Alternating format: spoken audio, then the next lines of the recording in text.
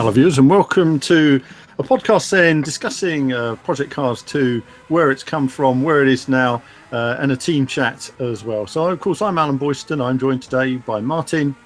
Hello. And Kevin. Hello. Well, Project Cars 2 has been a journey, 2 years in the making. The first game of course was more like five years really in the public eye.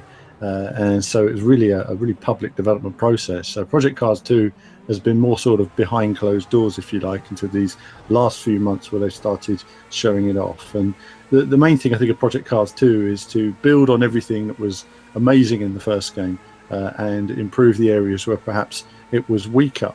And a lot of work's gone into pretty much building the whole game from the ground up. It really is a hugely impressive package with lots more cars, lots of tracks, but also the addition of Live Track 3.0, which means obviously different weather systems, the way weather affects the circuit, the way air temperature affects the circuit. This affects your tyres, but also times of year as well.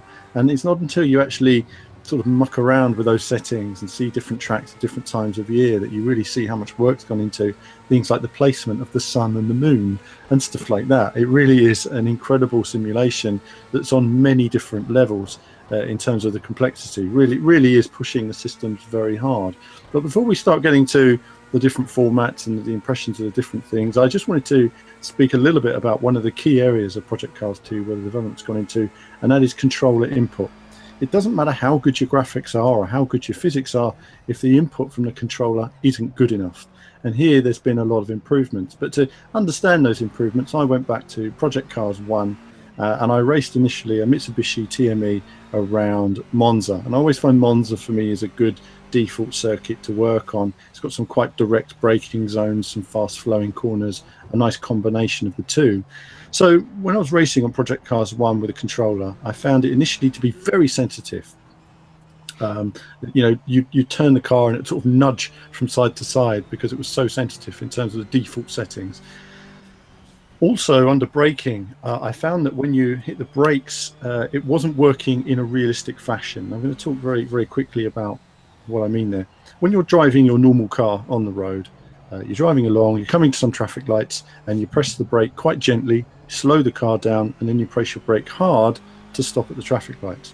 In a racing car, you press your brake hard early and then very soft as you come towards the corner to prevent yourself from locking up the wheels.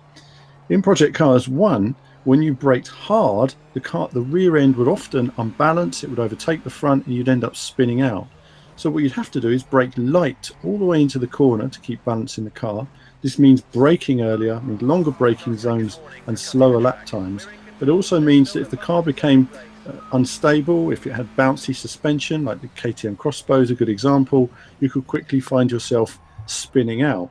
So I went back to the first game and found this was happening with or without assists. It didn't make a huge difference to me with that car because really it was just about keeping traction, but it was the weight that was the real problem. The next core issue was oversteer and understeer out of a corner and correcting the car. Once the car went into a spin, there was no saving it on the first game. So I went in and I did these laps on Project Cars 1, just getting a feel for it. Then I went across to Project Cars 2 with the same car, tried it out on there and see what the difference was. I think the first thing was that I could move the stick from side to side and the car wouldn't spin out straight away. It was immediately much more planted. I was able to brake, fully brake towards the corner in a realistic fashion, and this time the car wouldn't just spin out. There wasn't some kind of weight differential to the rear that was going to overtake me. I felt nice and comfortable braking straight. It was I found myself actually still modulating a bit with the brake when I was playing, just being careful to try and be smooth. But in general, you can throw the car in and be a lot more aggressive. And it was overall much more playable. I think in terms of the first Lesmo, I was just letting off the power and drifting the car into that corner. It was quite comfortable through the corner. I think what it showed to me was that Project Cars 1 had some, good elements to it. It just wasn't quite packaged well enough in terms of the controller settings overall. And here they've just taken that similar sort of handling in a way, but they've just packaged it so that everything works and balances itself out and it's much more approachable. I went back again to try out the Formula A cars with the handling because, of course, they're much faster, much more twitchy on the brakes. And again here, there's just a little bit more balance in terms of Project Cars 2. The steering's a little bit heavier and takes a bit of getting used to, but overall it's just a bit more easy to control on the power. Now, in the various video clips you'll have been seeing while I've been talking, you'll have seen that I've done tests with assist on and tests with assist off. I think it's important to note assist on and off. Project Cars 2 with assist on is much more solid now. The car's very planted, it's fun to play.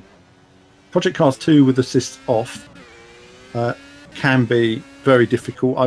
Personally, I'd always select authentic if you're going to run the game, because authentic means there's no point running a Ferrari Enzo or say a McLaren P1 is a good example of a car that has traction control. It has traction control in real life for a reason.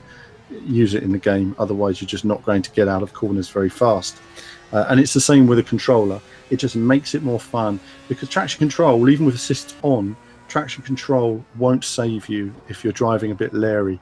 You still need to be quite progressive on the power. You still need to be helping the system in terms of controlling that power through the rear wheels. So in that sense, you can do that with the controller. Now, the final point is going to be, is a controller competitive with a wheel in lap times? That's something I've not had the chance to try out yet. I will do in due course, but I think overall, certainly improvements been made. Now, the next thing somebody highlighted to me actually was the KTM crossbow, and they said to me in a comment, one of the comments was, Alan, has there been improvements on a car like this? It bounces around and it was very unstable. Now, I didn't get around to recording a video on Project Cars 1 with it, but I did record a video on Project Cars 2. I went to Alton Park in the rain, and I thought it's a good example. You're in heavy rain, Alton Park, KTM crossbow, assist on, assist off. So I first did it with assist on. There's one corner that seems to catch me out, and it's I can't remember what number corner it is. It's near the beginning of the lap, and it's a slightly banked left-hander that goes into a heavily banked right-hander. And I found that the car would lose the rear end into that corner.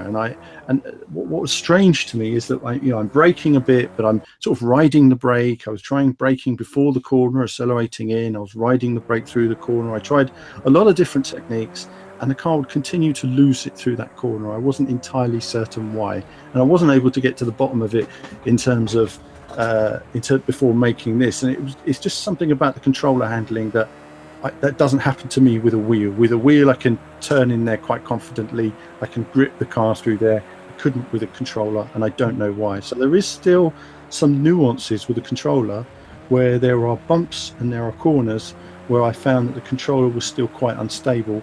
I'm not entirely certain why, but that was one of those strange examples. Some cars are easier to drive than others. I mean, the Indy car, for example, was quite challenging to drive with a controller. Still very challenging to drive. I still, as a wheel user myself, I still felt much more comfortable. Obviously, if you want a simulation experience, get a wheel. I mean, that's the easy way. But if you want a playable racing game, yes, they've made great strides forward. So I just wanted to start by talking a bit about the controller play, and you'll have seen clips there, the KTM, obviously with assists on, assists off, around Alton Park. I would say with assists off, I could drive it. I was just much slower on my laps because the car was aquaplaning a bit. It was struggling with traction. Obviously, it has quite a lot of suspension. It moves around a lot. And if you touch the curbs in the rain, you will see yourself facing the wrong way on the racetrack. So it was challenging to drive, but at the same time playable. I would play with assists on. That's me where that's concerned. So in terms of getting beginners into it, I think you need to look at it a bit like real life. If you're learning to drive, you learn to drive in a whatever it is, a Ford Fiesta or a Yaris or something like that. You wouldn't learn how to drive in an Enzo Ferrari, and it's the same here. I think that there's a progression that you need to work on to take yourself from being that beginner racing driver right up to the sort of professional standard. You will need to learn how to drive these cars, and I think it, as we'll talk about later, is the simulation is so deep that often when people watch me making videos, they want to see me being the best at IndyCar, the best at Rallycross, the best at sports cars, and these are such different sort of styles, in terms of driving. That my areas are very much a grip racing. The Rallycross was challenging for me to learn. It was a lot of hard work. I got around it in the end. I got my head around it. They are handful to drive those cars. That's bad. Well, exactly. I mean, there are seven different racing drivers who have helped make Project Cars 2. And the reason why they have 7 drivers is to reach a specialist in each area. And I think as reviewers, when we're reviewing these games, people expect us to know what all 7 of these drivers know.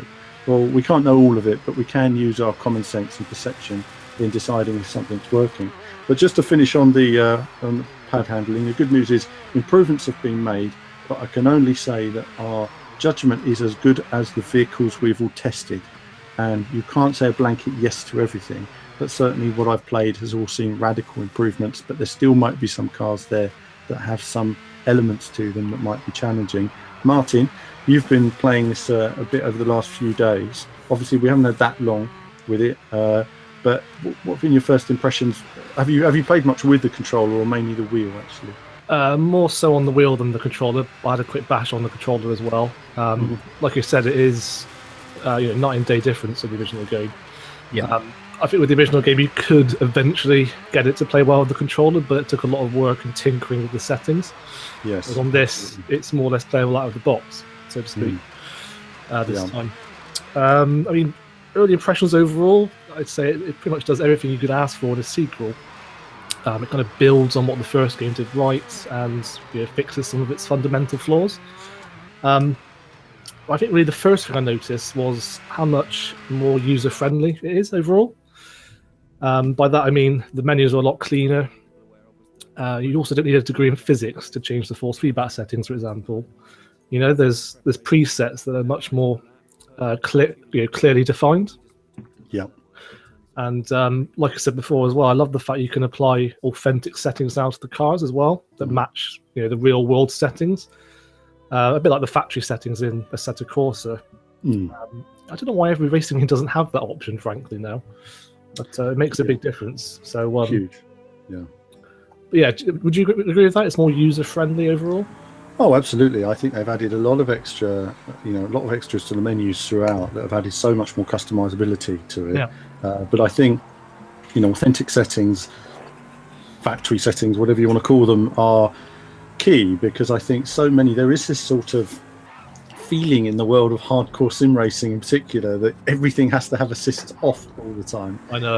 And a lot of these cars, they're just not fun to drive when you turn off the assists, because all you're doing is trying to put your foot down on an exit and you're not enjoying the driving. You can't lean on the tyres because you're so tiptoeing around the corners because of brakes locking or instability or some issue that you're not really able to push the car and enjoy it. And I think when you race it the way it's supposed to be raced, that's when you really feel that you can work that car and it feels like a finely tuned piece of equipment.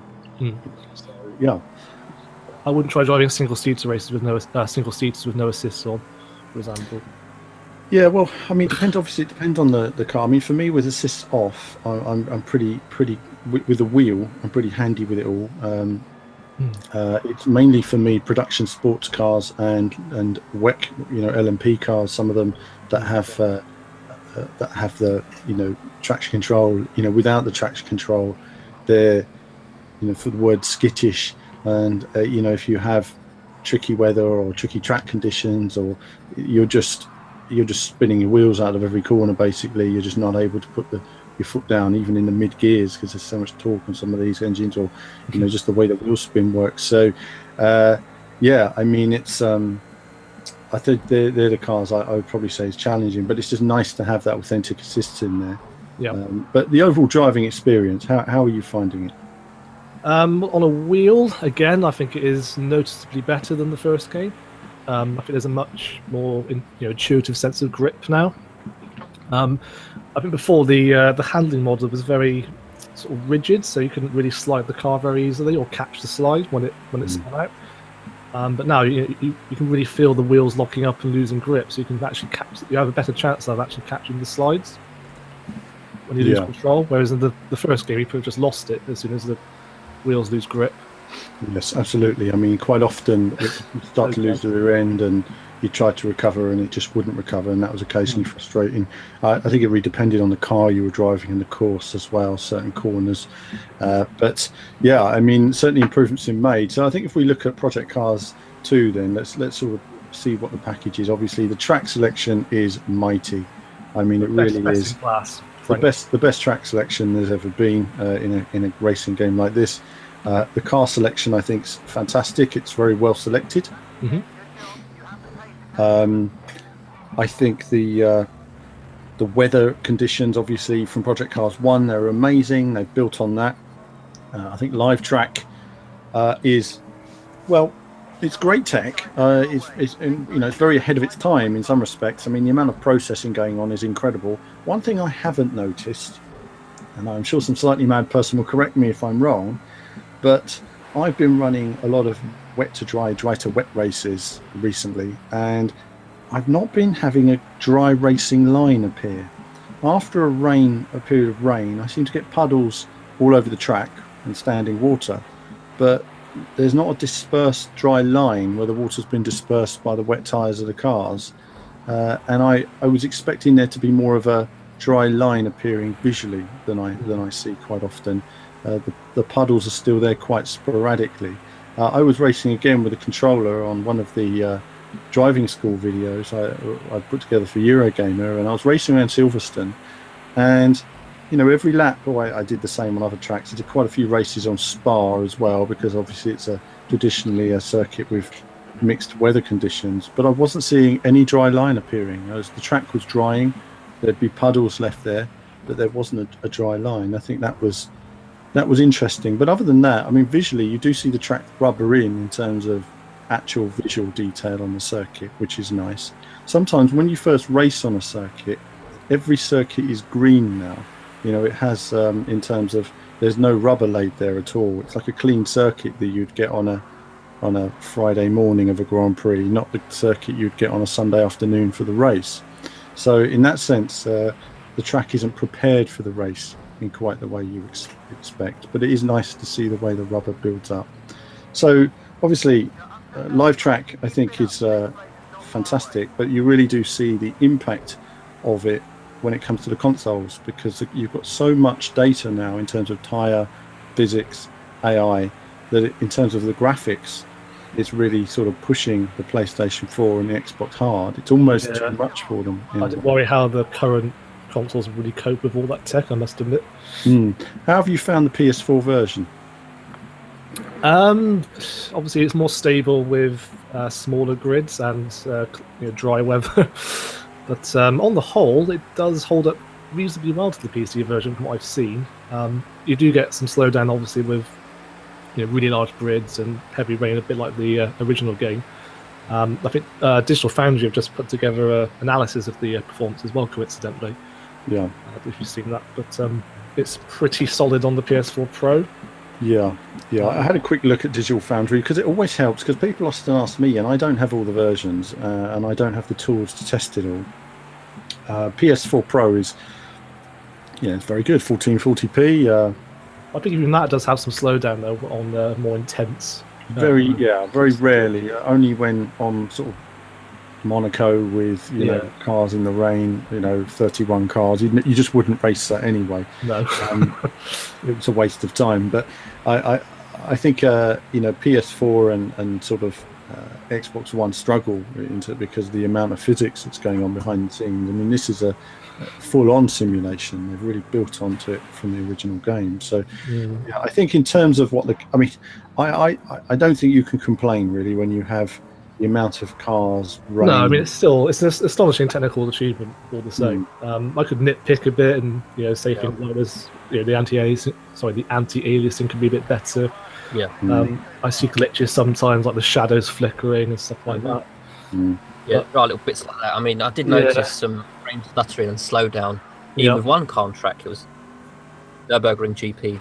As you sort of get back onto the start-finish straights, you got the grandstands, lots of detail, and it does chug a little bit here and there. So it is noticeable, but it's still sort of early days. We expect a few little niggles here and there. So interesting to see how smooth they can get it with future patches. But so far, from what I've played, it's a decent experience. Touching on the pad handling, I felt it was much improved on Project Cars 1.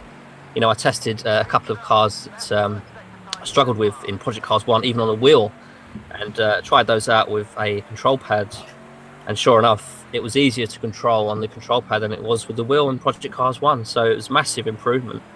Really happy in terms of that. But with a wheel, I found that the force feedback perhaps needs quite a bit of work. It was okay, but it wasn't particularly great. I felt it didn't quite convey not only the weight of the car, but when you're on the limit of grip, it didn't give me enough warning when the car was going to snap. So I feel like there's a couple of areas I need improvement in still. Yeah, it's funny you mentioned that. Actually, I mean, it seems that I've noticed with a couple of streamers, and again, this is what I mentioned with the controllers. Different cars have completely different feedback, and it seems, and also, you know, so you've got different wheels that are on the market. You've got different cars, different types of feedback. In some cases, you have to go in and change your force feedback settings for the car that you're driving.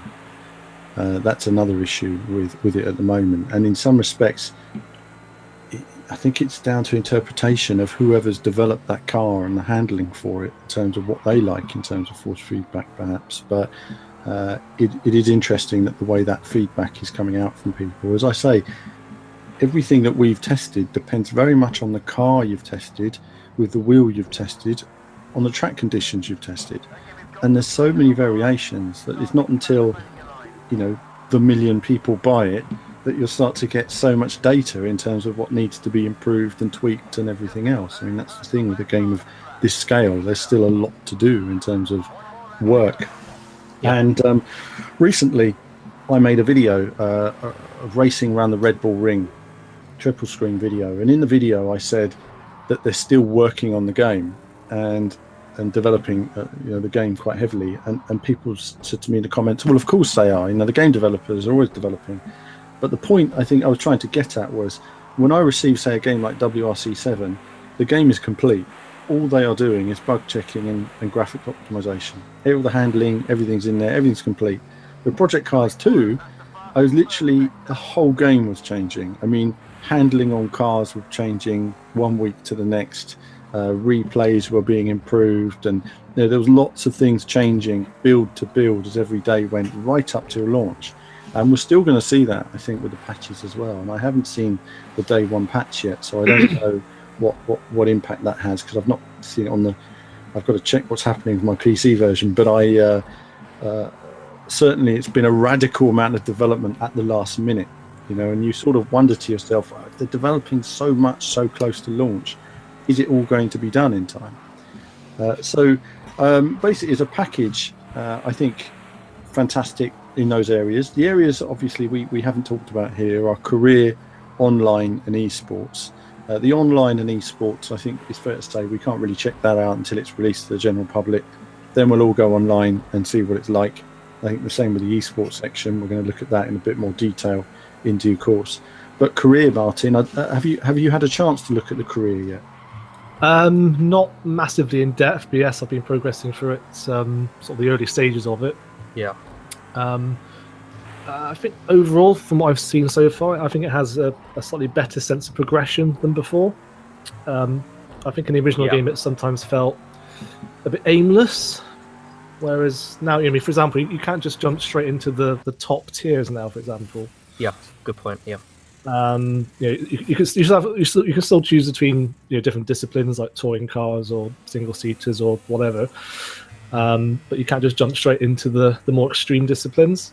Yeah, it's tier 1 and 2, isn't it, that's locked out initially. Yeah. So you can progress. You can go to tier 3 and then make your way up to 2 or 1, or of course you can start in tier 6, which I did actually. I had a look at the karting, and unfortunately, I have to say that it's still nowhere near where it should be. For me, the karting was a major source of frustration in P-Class 1, and I've got to say it's better, but not a whole lot better. So they still need to work on it. And they're aware of that. They know what needs tweaking and improving. So it'd be interesting to see how it develops. Well, but I was going to talk about that, interrupt you there, because I played it on the controller, and they've improved the karting a lot with the controller. But then I played it with a wheel, and I was just all over the track. I was oversteering into the corners. It didn't feel like a kart at all. So actually, I found that the karting was the worst element in the whole game.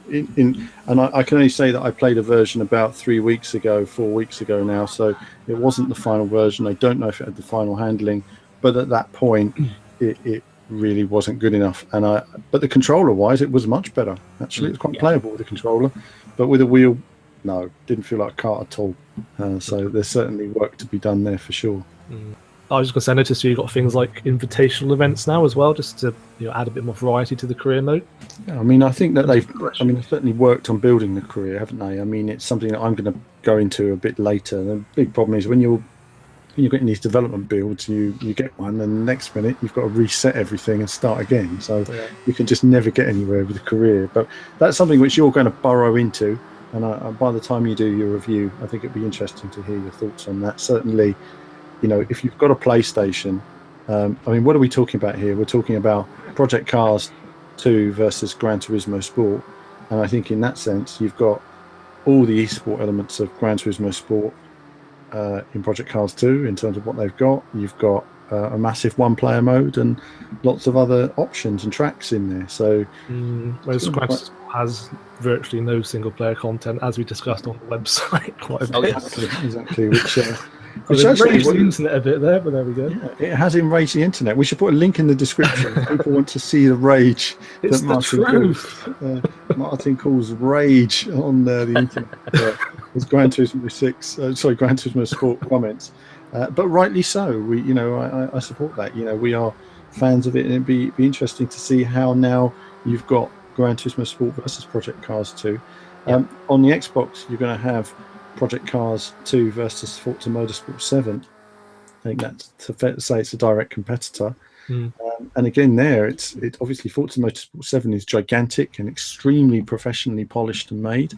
But when it comes down to the handling, I think it's all going to be about the handling and the playability there. So I think that's going to be interesting in terms of Xbox consumers. People are going to be asking me, they're going to be saying to me, should I buy the game? That's I think the question's going to buy. And we just got to talk about some of the cons, I think, before we talk about the pros of the package being huge. But I think we've got to talk about some of the negative things we've seen so far as well that are in the game. I think really, for me, obviously, it's very much a work in progress. I think the big problem I've seen is that 2 weeks ago, I was having a lot of problems with replays. I never had a single game, I don't think, where something didn't go wrong in the replays. And they are still working on those. I mean, you've mentioned flickery trees and stuff like that. Yeah. My biggest problem with the game so far has been AI. I think one of the tracks in particular was Indy 500, where I wanted to do an Indy 500 run, and the cars all slowed down on the first corner to walking pace. Basically, you could overtake the entire field, and occasionally they would sporadically slow down, or sometimes if a car crashed, it would just create a pile-up and you just go straight into it. There's no yellow flags or anything to slow everybody down. And so I think that's something that needed quite a bit of work. Having said that, one of the Rallycross elements, and we're going to talk about Rallycross actually in a moment as well, one of the Rallycross elements is there was a track called Dirtfish, and in the development stages, the cars would all just smack into a wall. But thankfully, they fixed that. So it's given me faith now that if they can fix that, they can fix anything. And I was listening to Ian Bell talking on a stream earlier today, and he did say that they have a different code for the first lap or the first few corners now to get the cars through it much quicker. Because you find that after that first lap, once the cars string themselves out, they're very sensible. They work pretty well. Having said that, I have been taken out a few times by the AI as well. Been a little bit blind in some corners, and that can be rather annoying. So, but it depends again on the car and the course and lots and lots of variables. But that's the thing, when you're going to have this many car classes and this many courses and this many weather conditions, you've got to put in the testing. So they're a relatively small team as well compared to Turn 10 and Polyphony, for example. Exactly. And they've got years of, they've got in-house development support, years of, support. They're working with those publishers and those developers. So it's a big ask to develop that in that time. So AI is something which, I've had a few, obviously turn 1 at Monza is legendary. You get crashes there in real life quite often as well. So it's not like it matters to me that a few cars go off. But certainly you do get some rather massive pile-ups. But in general, when the AI sorts itself out, the AI can be a lot of fun to race with. Martin, have you had any issues with it so far? Or? I'd say first off, it's nowhere near as bug-ridden as the original game from what I've played so far. I've still got very fond memories of my tyres just puncturing for no reason whatsoever mid-race. But yeah, like you, I've had a few issues with the AI on a Rallycross track. the same car kept spinning out on the same corner every single time whenever I restarted it. I don't know if it's a glitch or not, but I found as well sometimes the damage doesn't reset when you restart the race. Yeah, a glitch. Yeah, there's a bug there. Yeah. That's the main one I've noticed, for example. And obviously just graphical glitches, like I said before, shadows and trees popping in and stuff like that. But yeah, it does seem to center mostly on the AI. If they could just patch that up and polish it a bit more, you could have some really... sorry, on. I was going to say, just on the AI thing now, it's funny, Ian Bell was talking today, and this is from, it's Ian Bell talking in that stream, and he was mentioning that the AI isn't complete in terms of the snow races yet. There was a part of me that was almost disappointed to hear that, because I thought to myself, well, we're knowingly releasing the game with AI that's not finished. I know that's going to be patched in a few weeks' time, but wouldn't it have been nice to have it done before it's released? You just really want to get out before GT and Forza, don't you? Exactly. I mean, it's all about the selling window and getting out before those games. But as I say, he's confident that the new AI that they're sorting will fix the snow races. I'm confident myself that given they fixed Dirtfish, they're going to fix Indy 500. They've got to fix it.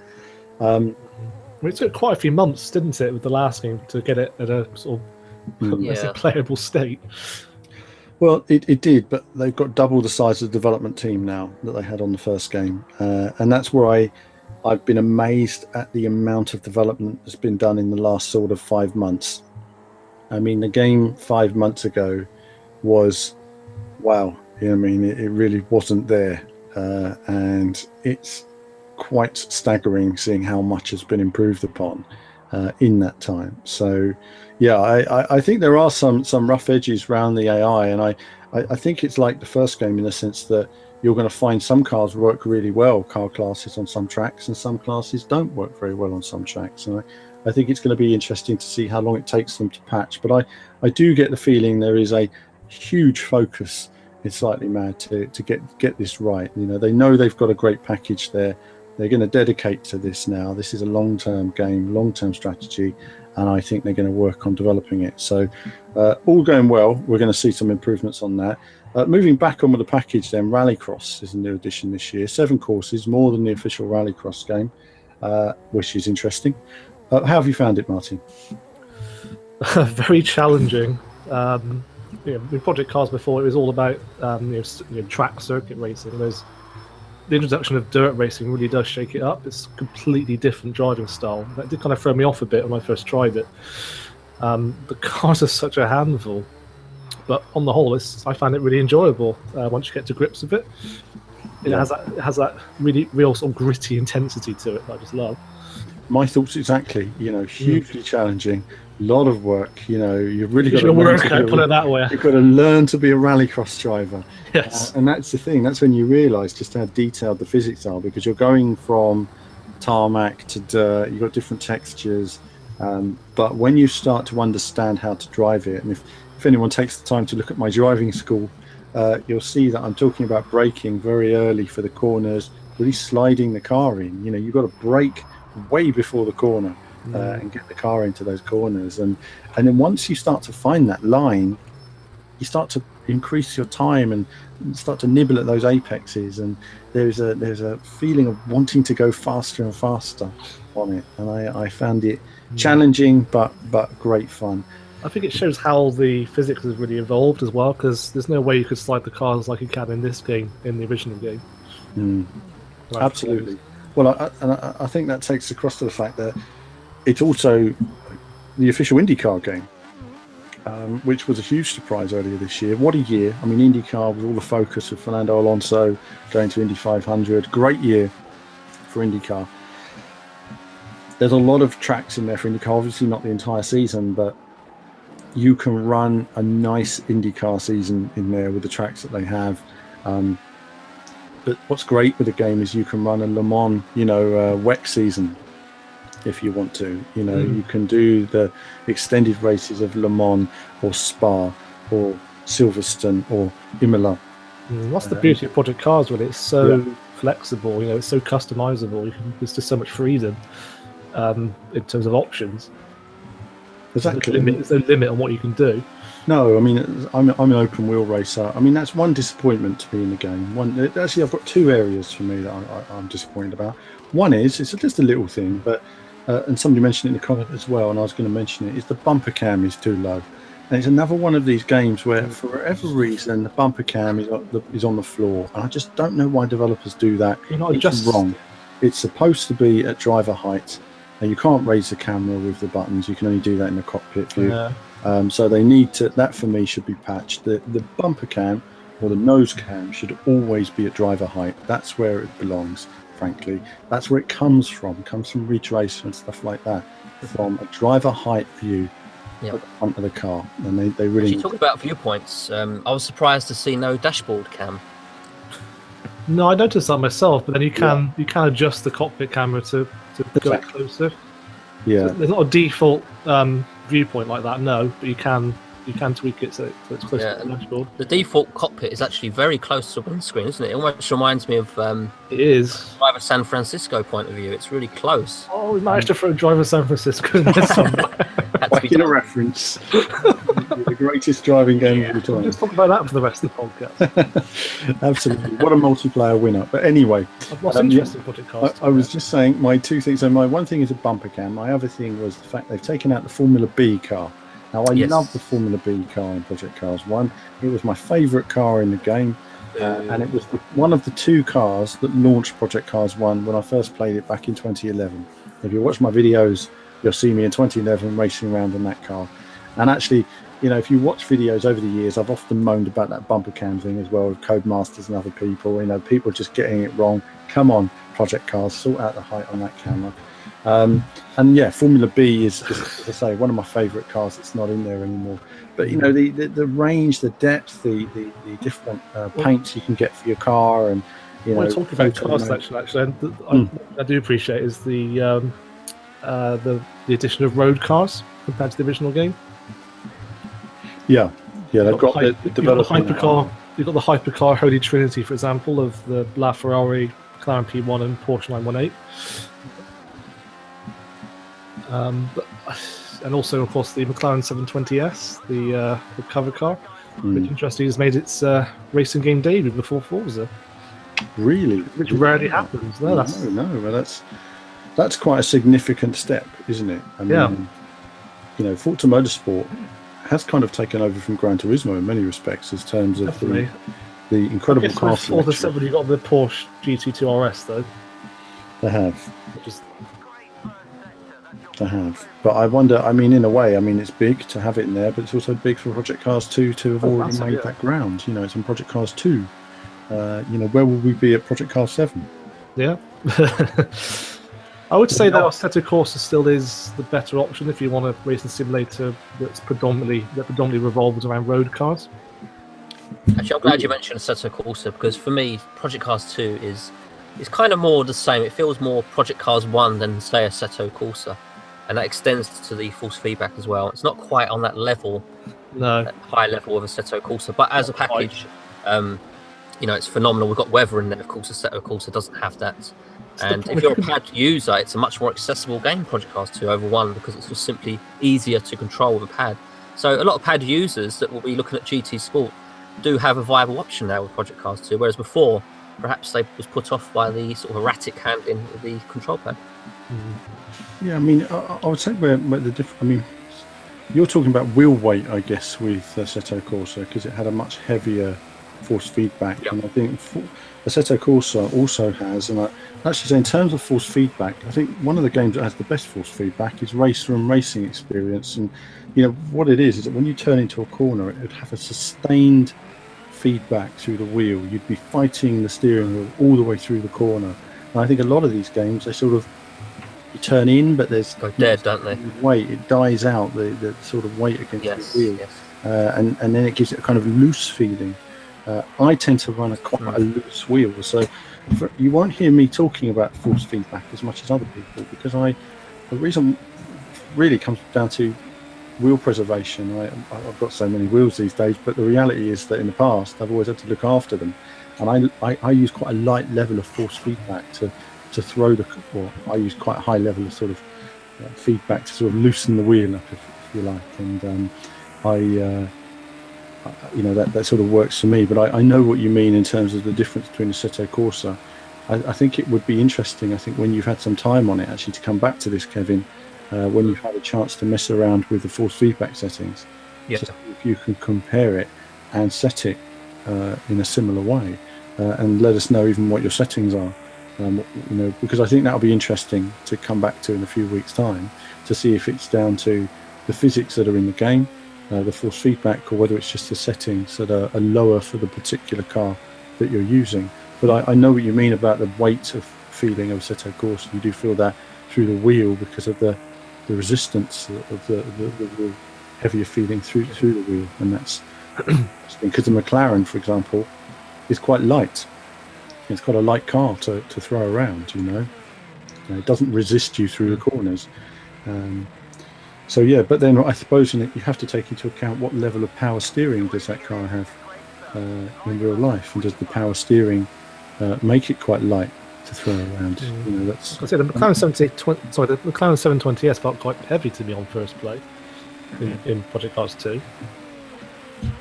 To me, it's all a blur right now. So I'm gonna have to.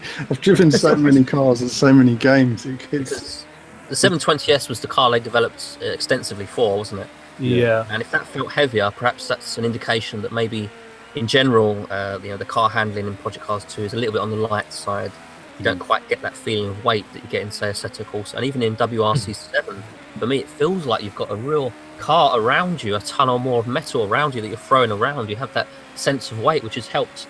It's the physics model, but also the force feedback adds and complements that feeling of weight, and it comes together to give you that nice sort of satisfying feeling. Whereas Project Cars 2, it feels to me a bit more like one. It's enough simulation there, but it's not quite at the peak of what we can have on the console with games like Assetto Corsa. But if you're looking for something a little bit more accessible, if you're a pad user, it certainly is probably the best option. I think it's better with a pad, Project Cars 2 over Assetto Corsa even.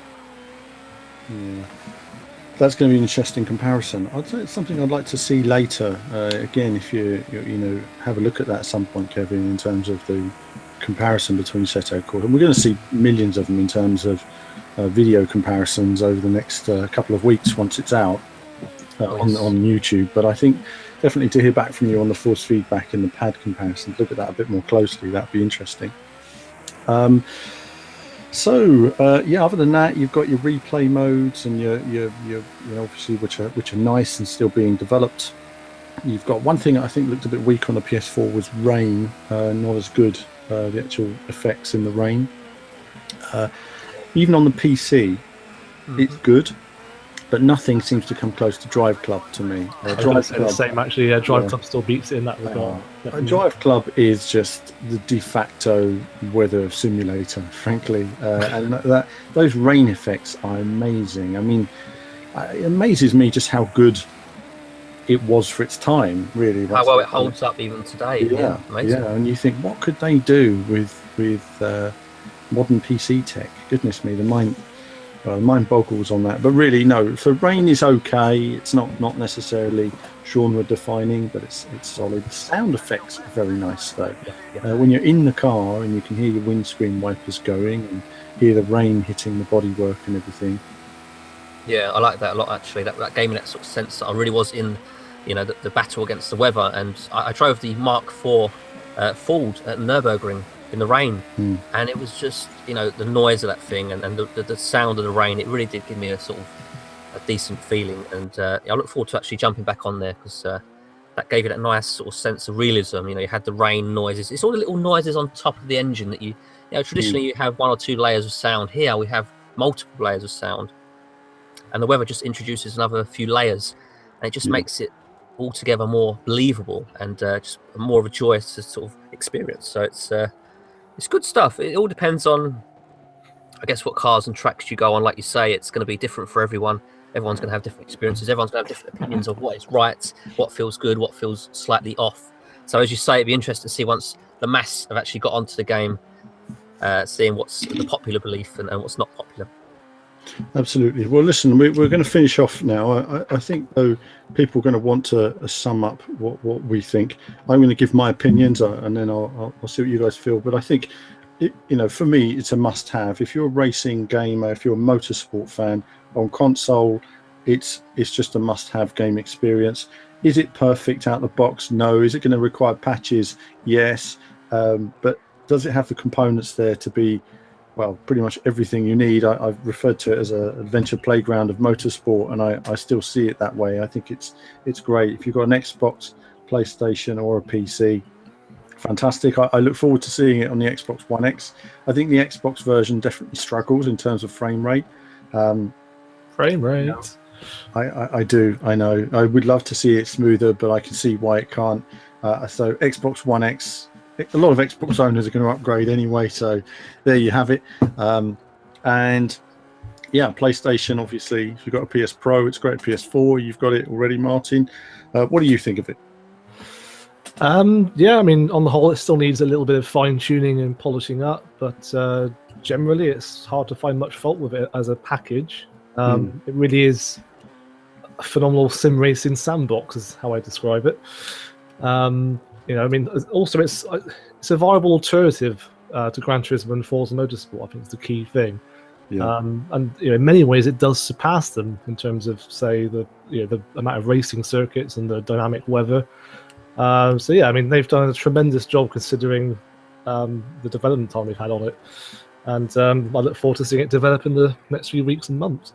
Well, I think you're right. I think the next 6 weeks are really important in terms of them fixing what needs to be fixed and fine-tuning it. I think that the general public, really want to see it all come together, and I think it'll be interesting to see how the patches make an impact to it.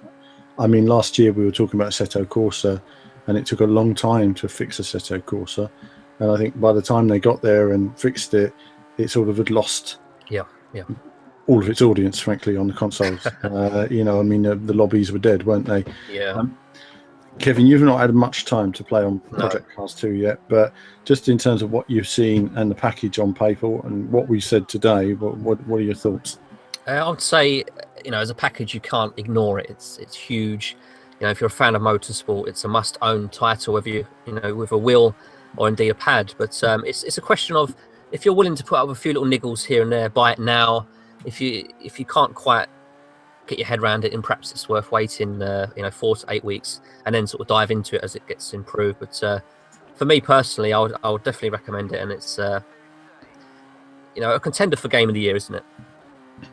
Oh, absolutely. I mean, wow. I mean, we just got to finish off by talking about these different racing games. I mean, it really is a competitive time. We've had the best F1 game in a long time come out from Codemasters, the best rally game in a long time, in years, come out for official rally game from in terms of WRC, and I'm loving that right now. Really loving it. We've got Project Cars coming, which is just huge. It's on another level. And then that's being followed by Gran Turismo 7. Oh, sorry, Gran Turismo Sport. I wish it was Gran Turismo 7. That's the one we want. in the series of Gran Turismo, at least. And Forza Motorsport 7. So, I mean, what a year for titanic releases all coming out together. It really is going to be interesting. I guess in a Highlander theory, there can be only one in terms of the overall winner here. And I don't think we're going to find out who's going to win this side of Christmas. I think it's going to be a case of where are we going to be in 6 to 8 months' time when, you've seen the games improved, you've seen DLC, you've seen how they're developed. I mean, all of these games being released are, there for the next 2, 3, 4, 5 years in terms of standing up for their chosen format. And I think it's going to be interesting to see how it comes together. But yeah, I think, from what we've seen today, I think, the package is huge and positive. I think if they can fix the AI and then numerous other little bits and pieces, I think, like you say, with force feedback and other stuff, lots of tweaks. I think there's going to be controller handling tweaks in some cars and stuff like that. And I think there's going to be lots of tweaks, improvements to take it to where it actually needs to be. I think in terms of optimization, I think they've done about as much as they can do in terms of the base consoles, given the physics and depth. But it'd be interesting to see if they can make any inroads there. But I think from there we just look forward to, well, I look forward to seeing the Xbox One X version. I think that's going to be the de facto console version once it gets released. It'll be interesting to see how well that handles it. But that's it for now then, guys. Thanks for your time today. And to the viewers, I hope you've enjoyed this little chat. If you have any questions, do leave them in the comments. I'll also leave the Team VV driving school for many of you who don't know how to drive your cars. It's going to be there. Did the rather cheeky ad with Sebastian this weekend. Yeah, that's it from me for now. As ever, more soon.